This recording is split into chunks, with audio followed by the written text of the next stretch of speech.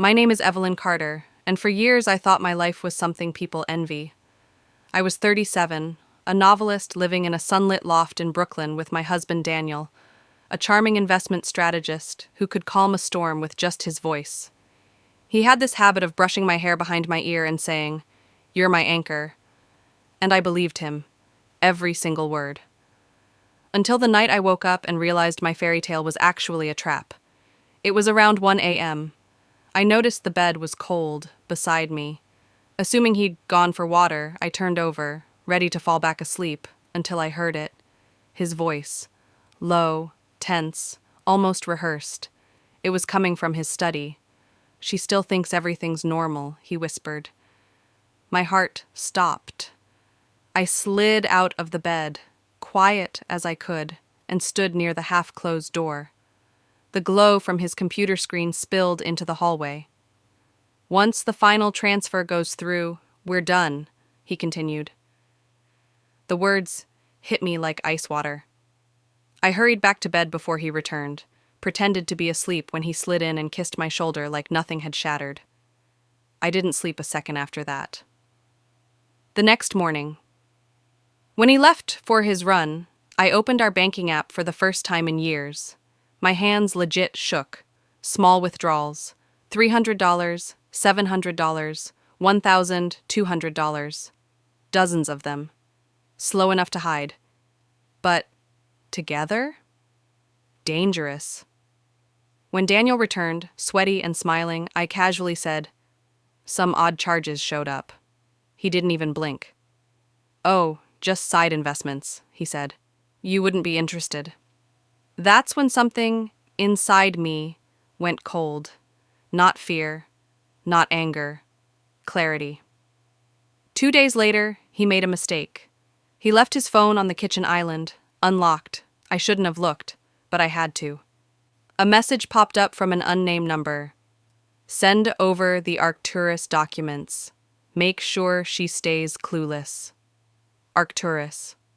I had never heard that word in my life, and she could only be me. My stomach dropped.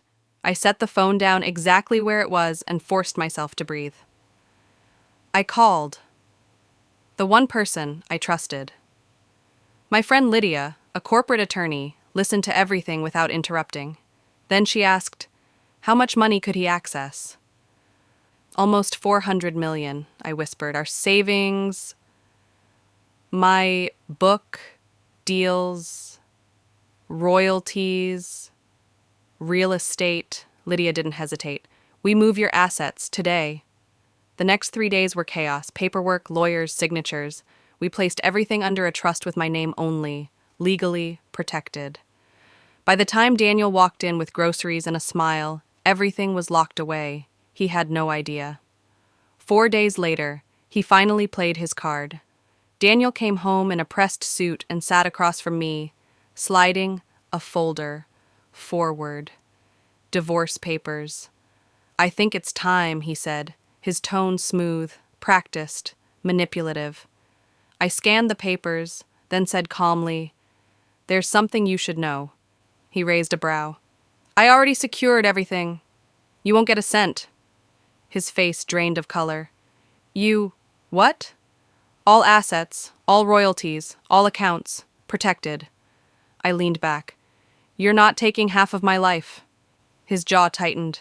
"You can't do that." "I already did." He stormed out, and for the first time in weeks, I breathed. But he wasn't done. 3 days later, whispers started at my literary agency. Colleagues avoiding eye contact. Strange glances. My assistant dropped a printed screenshot on my desk. Anonymous post accusing me of funneling company funds into a personal divorce trust. And someone commented my exact name. Daniel. It had to be. He wasn't trying to beat me in divorce. He was trying to ruin me publicly. I met Lydia again the same day. She exhaled sharply. "He wants to scare you, force you into a settlement." I clenched my fists. No, he picked the wrong enemy. The final war. Daniel filed a lawsuit accusing me of fraud, claiming I moved marital money illegally. And he teamed up with a man named Verlo, a known scammer who forged documents for a living. They submitted altered financial statements with forged signatures. But Lydia's team was ruthless. We hired forensic experts, traced every fabricated file to Verlo's network, found mismatched data and timestamps, exposed every lie. A month later, we stood in court. Daniel looked jittery, unprepared, like a man who'd finally realized his trap had collapsed. The judge dismissed the case.